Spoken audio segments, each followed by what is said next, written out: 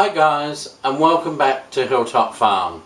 Today I'm going to show you how to make a traditional Italian lasagna. Okay, some years back I happened to work for a small business that was a family-owned business and owned by a family of Italians here in South Australia, and they had an endless family, so it seemed, that constantly traipsed in and out of the business all the time, and one of the old aunts gave me this recipe, so it is genuine. First thing we're going to do is we're going to get a nice big stock pot here, get a bit of flame going under it. Now, as usual with all my recipes, the ingredients list is below in the description. Okay, so just click down there where it says, I think it says show more, and all the ingredients is there. So if I forget to tell you something, it'll be there. Now, we start off with a little bit of olive oil, and we add one finely chopped onion. This is what I like to call a Valentine's Day friendly lasagna, because there's no garlic in it, strangely enough. But I thought that all Italian food was full of garlic, but no, I'm wrong.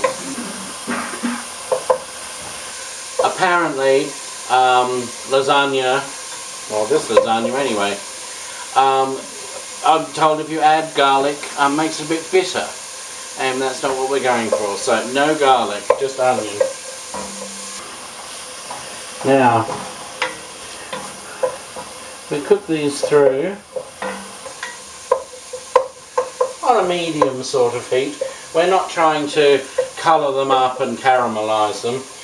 We're just trying to get them juices flowing and bit translucent, so it'll probably take up to 5 minutes, so we'll come back when they're ready.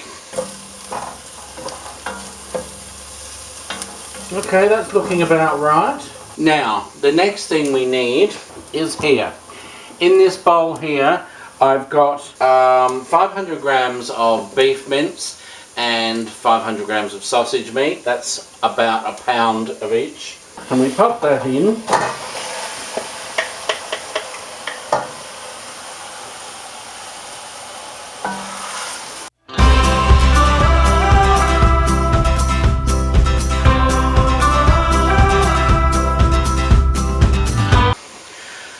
We're trying to mix all that up, obviously, break it up and cook it all down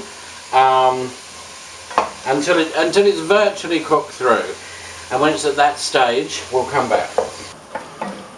Okay. Now I hope you can see that. It's well mixed together, bubbling away, and it's almost cooked. It's still got a hint of rawness about it. It's still got that pink hue. Now, when you get it at that stage, I'm going to give my wine lecture again. We want a cup of good quality dry red. Okay, we don't want anything sweet, but again, we don't want anything that's for cleaning out the drains. A good red that you would enjoy sitting and having a glass of yourself. I'm using a Merlot. Now, pour that in.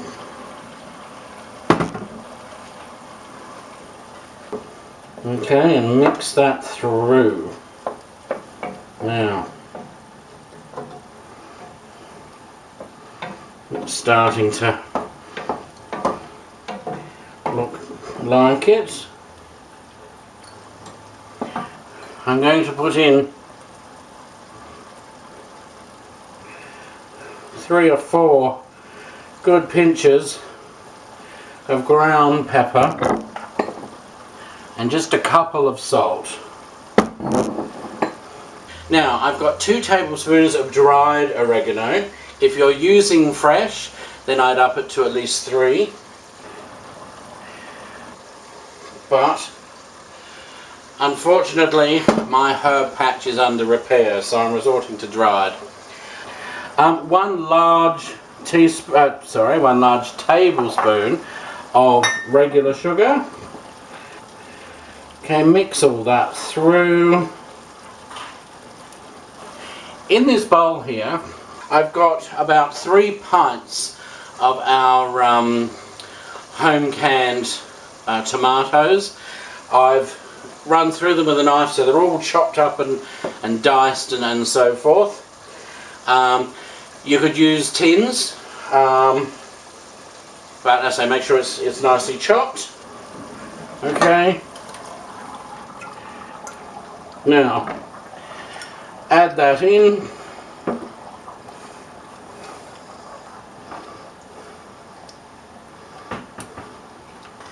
Now stir it through thoroughly. Okay, and then allow it to come back to the boil.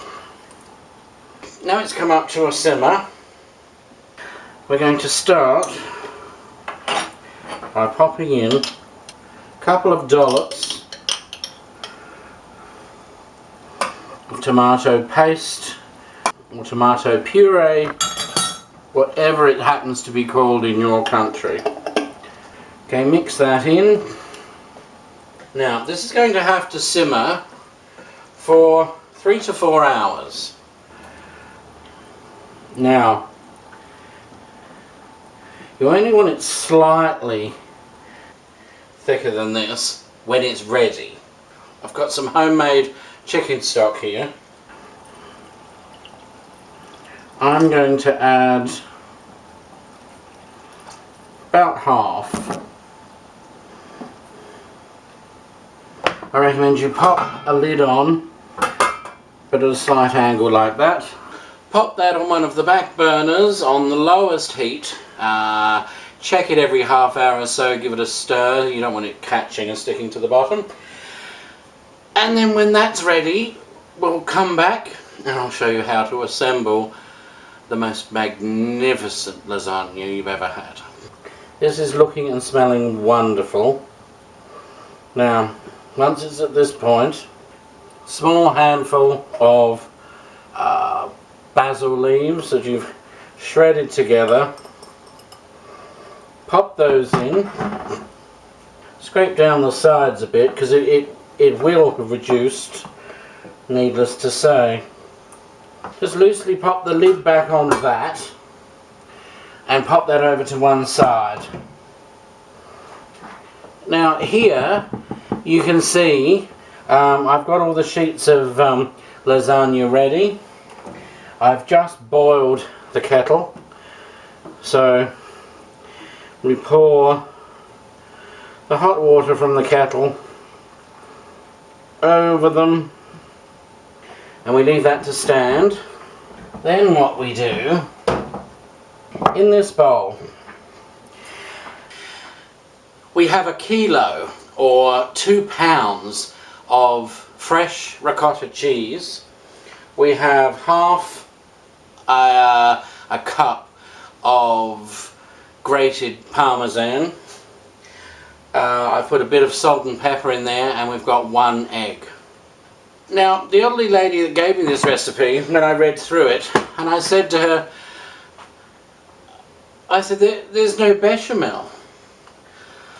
Oh, and she looked at me and she said, what do you want this for? She said, we got ricotta, we have mozzarella, and we got Parmesan. She said, you don't want wallpaper paste in there too, do you? She says. So how can I argue with that? So this one here, we mix together. Combine it all. I find that a butter knife is the best way to go to get it started, because it helps break up the ricotta. So do that until you're happy that it's all broken up, and then you can get a wooden spoon or something more substantial to mix it with. So it's fairly well mixed in. Now we also have this wonderful stuff here. This is fresh mozzarella, okay, and we've got about, just under a pound, about 500 grams roughly of that, and you guessed it, more grated Parmesan. There's about a cup here. That's roughly all you'll need. Get your dish that you want to assemble it in. You'll notice that your meat sauce is rather oily, so when you start spooning it in on your very first layer, try and take a lot of that oil with you.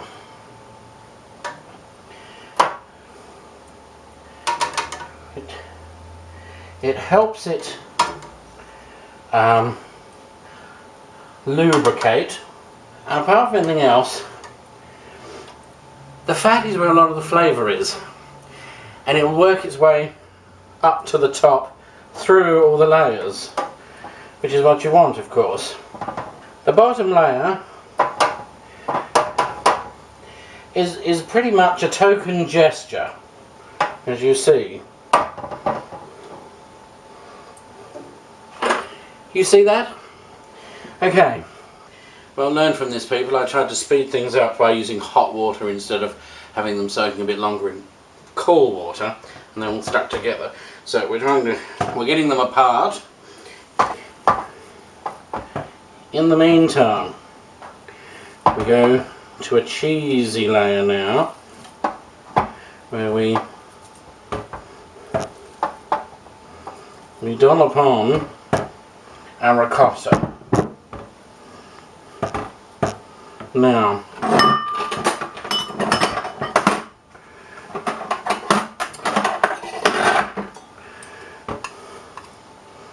okay,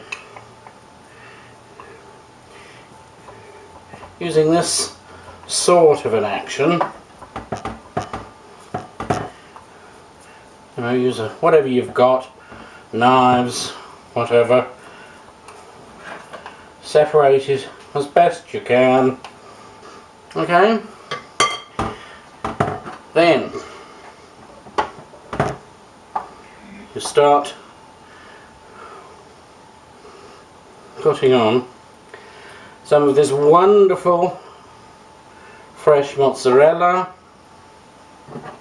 and then grated Parmesan.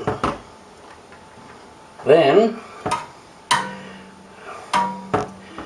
you sauce another little stir,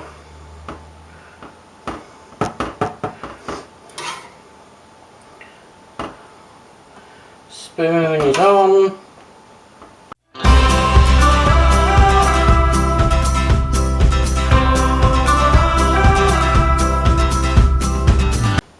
you do another layer exactly the same.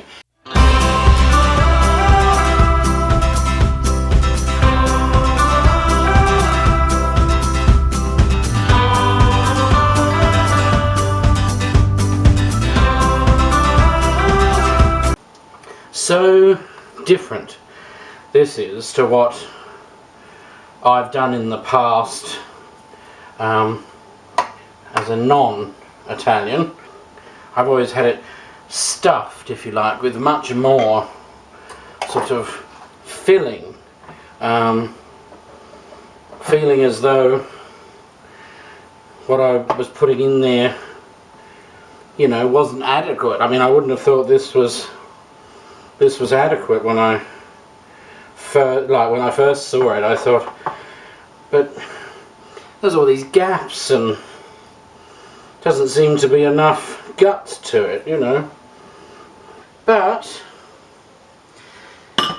there is, because as everything sort of bubbles and melts, and it all sort of squishes down and becomes a rather delicious mess. Okay, and you guessed it, more meat.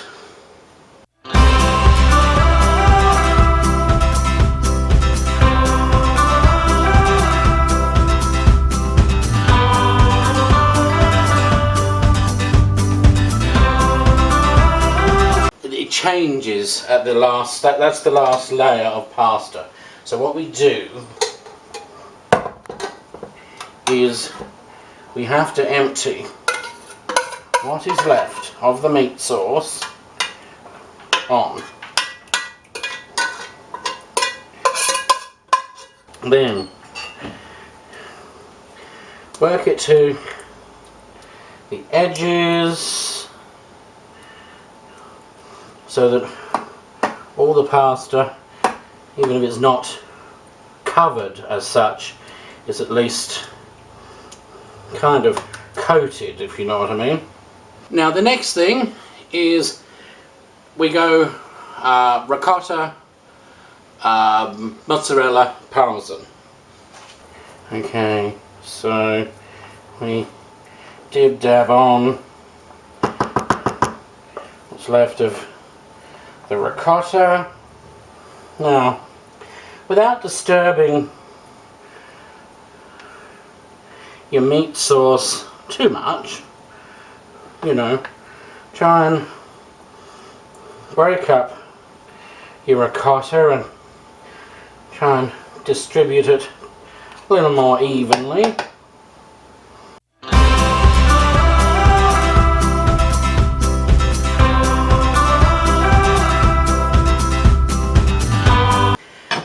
While you were doing this, needless to say, your oven was preheating 375 Fahrenheit or 190 Celsius or gas Mark 5.